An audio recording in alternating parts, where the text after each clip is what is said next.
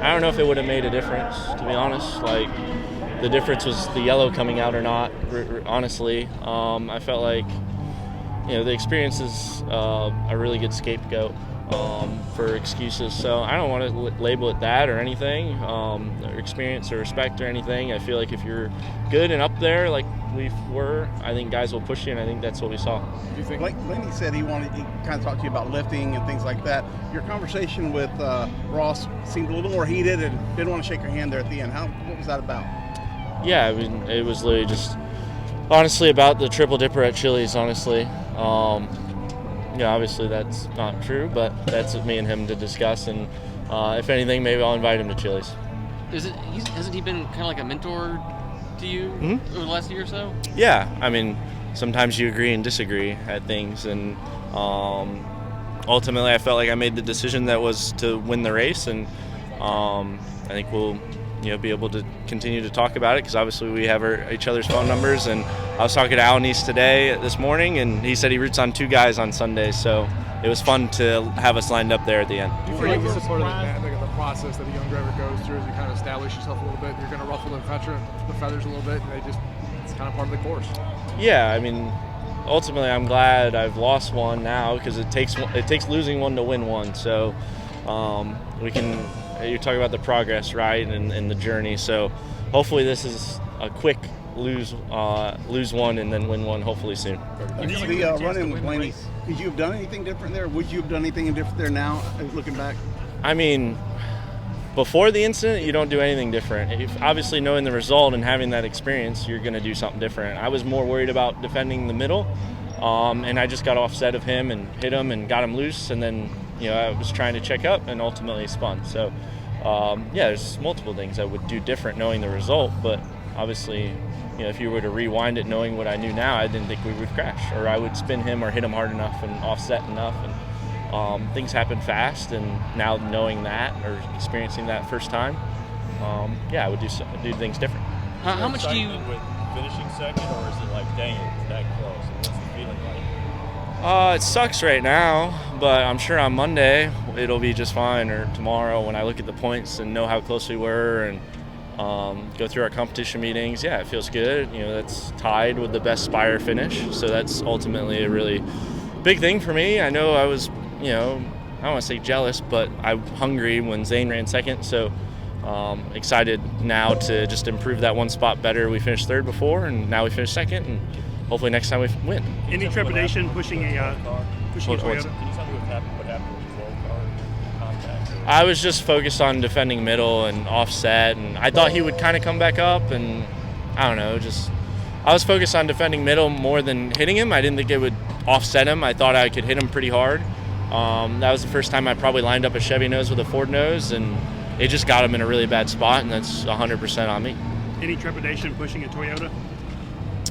I mean, if that was off 4, you don't push him, but into 3, I just hit him to get him off the middle. So, it sucks, the optics of it for sure. It's not fun to do that, especially for how well I feel like we were right now working with Mr. H and Hendrick Motorsports and Hendrick Engine Program and everything. They do a lot for us. So to have that happen, the result is not exactly by any means what I wanted, but at the same time, I felt like I wanted to be middle and not pushing a car off of 4. And I never heard they were wrecking, and you can't assume they're going to crash and cause a yell and lift. You're never going to do that. So it was just, unfortunately, bad timing that if it goes green and we win the race, I don't think that's a problem. So what specifically was Ross upset with you about? That's for him to tell y'all or explain. I can only explain my side. What is your side? Do you leave here happy that you were in the mix for the win, or are you here like, I've maybe didn't do myself a lot of favors this night? No, finishing second. We're here to win races, not be a boy band and love each other and be play on the playground together. So obviously there's learning lessons. You don't want to piss anybody off or frustrate anybody, and there's things I would clean up for sure. And but it's going to come with learning that. It's the first time I've ever, again, I'm normally 40th waiting for them to crash and hoping they crash and I finish in the teens. So to be up front and get stage points both stages and have a shot to win is something to held high real much. And I've always said I'm a really bad super speedway racer, so this at least gives me a little bit more confidence. You also kind of angered Kyle Busch early on in the race. Do you remember your racing around with him? That was a long time ago. I'm sorry, I don't know.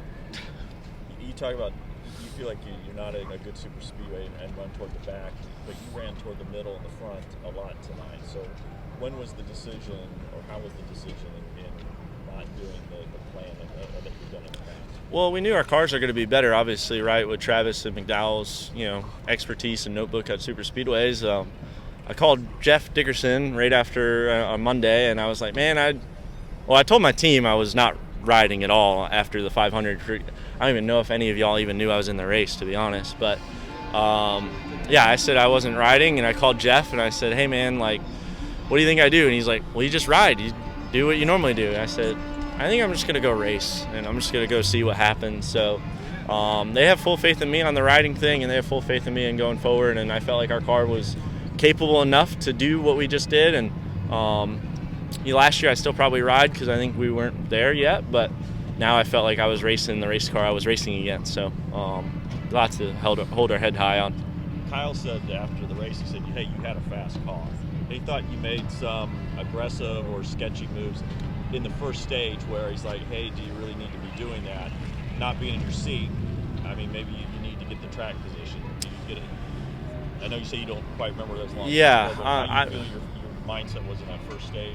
I was racing from the drop of the rag for me, honestly. Like, I was in go, take every run and, just get track position. And every time we lost it, we just get it right back. So, for me, I had to make up for riding, and I had to get all the experience I could and be super aggressive and learn every move I could. And I felt like it, being super aggressive in stage one, I feel like, maybe sketching people out. But at the same time, I felt like I knew exactly what I needed to do on that last restart to put myself in a spot to win the race. And, again, there's things I would clean up, but you're not going to make the right decisions every time, especially with how fast we're going and how many runs is happening. And I can only apologize and say I'm going to get better.